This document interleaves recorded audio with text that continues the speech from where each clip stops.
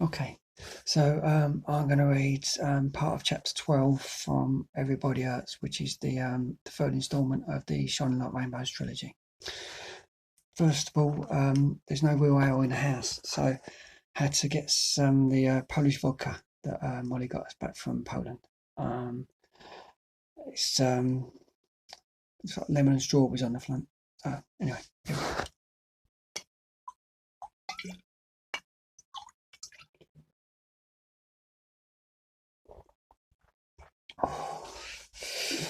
Right, across the lights, and Ludgate Hill turns into Fleet Street. More alleyways, more doorways, more bodies. Across the road, because there's a pub so old it's got this board outside saying all the kings and queens what have come and gone since it was built. There's a really dark alley you've got to go down just to find the front door. Me and Trey's been there a couple of times. It was during the day for lunch, on a Saturday when the Hammers was up north or something. So it don't look like nothing like it does now.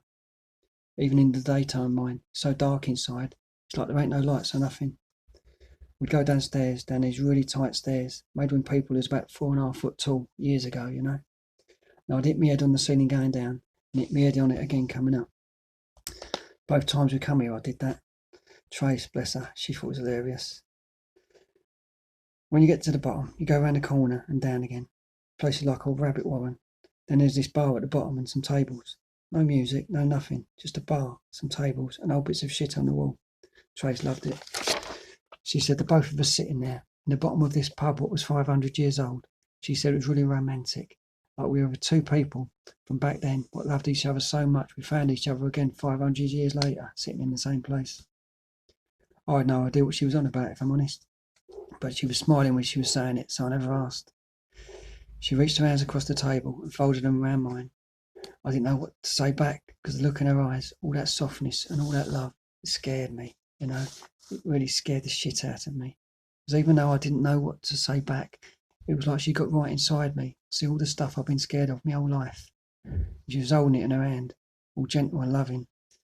When she was doing that, it was all I could do to stop myself from crying. There's a light on in the passage where the pub is, and noises coming from inside. It's different at night, London. Even though there's bright lights around everywhere, it's like there's a darkness they can't get to. A darkness so thick it will be there till the day the whole city crumbles in ruins, and probably long after that. As I'm leaning back against the alley, looking at the names of the kings and queens on the wall, the pub door opens. Two old boys stumble out, pissed. One of them mumbles something to me, but he's too far gone to make any sense of. They stagger on up the alley, and the door shuts behind them.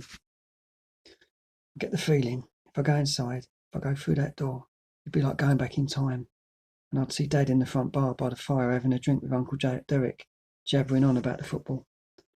Mum at a table in the corner, all dressed up in her best tucker with me nan and Grandad, and Kenny behind the bar, running the old gaff. I can even hear Tomo if I stretch my ear hard enough back through the years. The old Tomo, my mate Tomo, how he used to be, telling stories and making all the punters spit out their beer because he's so funny. Even though none of them ever set one foot in the place, as far as I know, the picture I've got in my head of all of them there is as real as any memory I now got. I'm going in, because it's all within touching distance. Everything. Everyone I ever loved. Just waiting. I pull the door handle, but the door don't budge an inch. I try again. Nothing. I breathe deep and blow my cheeks out. See, you can't go back. What's gone is gone. And however much you want it, however much you yearn for it, you ain't never coming back. Oh, that's a bit grim, isn't it?